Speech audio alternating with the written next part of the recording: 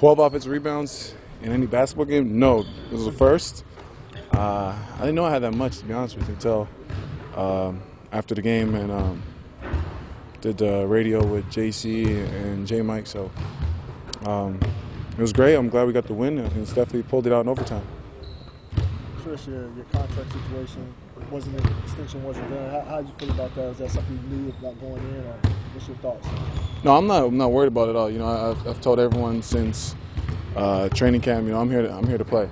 I'm here every day to punch in the clock, come in and fight with my guys, and how I can help this team take the next step this year. That's where my focus is, and that's where it is all season. What was that like on Friday, though, to be playing a game while that was still up in the air? Oh, it was great because we got the win. So it was a great night, especially bouncing back. So I slept great. We won. Got coach's first NBA win. So it was a great Friday night for myself and for our team. So was that as an? There wasn't a setback in your mind by not getting that extended? No, it was a positive getting the win. That's the most important. That's where my mind is. Anything in terms contract-wise, you guys know Richard Paul's my agent. That he's taking care of all that. I'm just here to play basketball. Tristan, was that as intense of a game as you've ever played in on Friday night? It was definitely a battle. You know, they're bigs and, you know, their guards. You know, they're a tough team. They're a team that, you know, Coach Tibbs has really helped them gel together pretty quickly. And, you know, we had our work cut out for us, and I'm glad we put up the W. You haven't had too much experience in your career coming off the bench. Are you finding some, you know, sense of comfort in that role so far? Yeah, just adjusting. The way I approach coming off the bench is just be that spark. And I think it's just not myself. It's Deli, it's Sean, it's Mike Miller. All of us, when we go to the game, you know, keep the intensity high, bring that energy, so you know, Coach can rely on us and give our starters a blow because it's a long season. Have you ever come off the bench? I mean, my first year, you know, I came off the bench.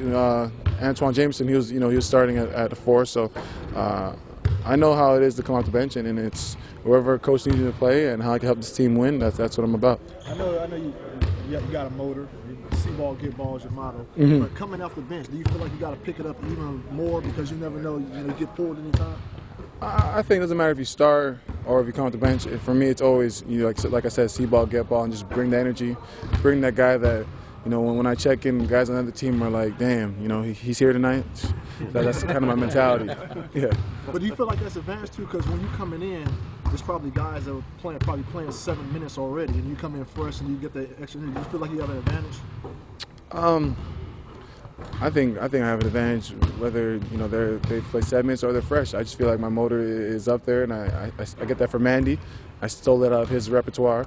So I feel like it doesn't matter if I start or come off the bench. You know, my energy's got to be at a high level, and I'll work the guy in front of me. You guys were a team that the rest of the league kind of forgot about the last couple of years. Mm-hmm. They weren't on TV that much. And yeah. Obviously, these first 3 games, TV games, yeah. Right. Yeah. These first 2 games had the feel of an event.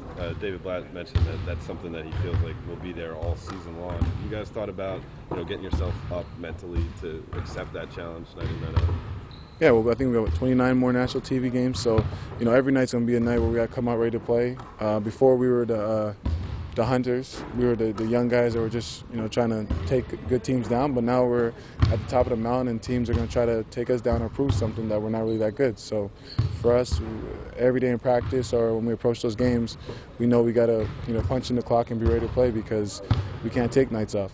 Is it almost a mentality to refuse to be boxed out? As simplistic as that? Refuse to be boxed out? Yeah, so either get a rebound, put back.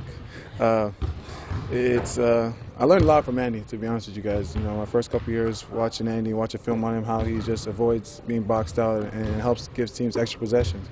So I just try to do the same thing. And if you have me and Andy in the court together, or me and K-Love, it's definitely a problem for the other bigs because we're just so active. Sure. So how do you anticipate this guys' first extended road trip? How do you expect the atmosphere and the vibe to come out? Well, I think it's going to be a great test for us. The crowd and the environment is definitely going to be a hostile one. It's going to be, you know, sold out, especially when you go to Portland. Their fans are amazing. They're, you know, top in the league, up there with, even though Cleveland's #1, but, you know, Portland's up there too. We got to be ready to play. You know, they're a team they have big goals and they think real high of themselves this year, so we got to come out ready to play. Do you get the feeling like when LeBron was in Miami, everybody was rooting against him? Do you get that same feeling here with Cleveland? The team you guys now, you get this fist that people want to see you fail? I wouldn't know because even when he got a dunk in Chicago, people were screaming, so I don't know how they feel about him. I know people want us to lose, but for us, we got to come out every day and put ourselves in position to win. Is the spotlight fun for you guys? Yeah, because before we was bottom of the barrel. So now it's time we move up a little bit and got to take on the challenge. It's fun, especially for us young guys. You know, we got to take advantage of this opportunity because, you know, the season goes by quick and you got to get better every day. What was that moment like in the locker room when you presented Coach with the game ball? Welcome to the NBA, Coach Black. That's first win. We wish for many more to come, and let's start with Tuesday.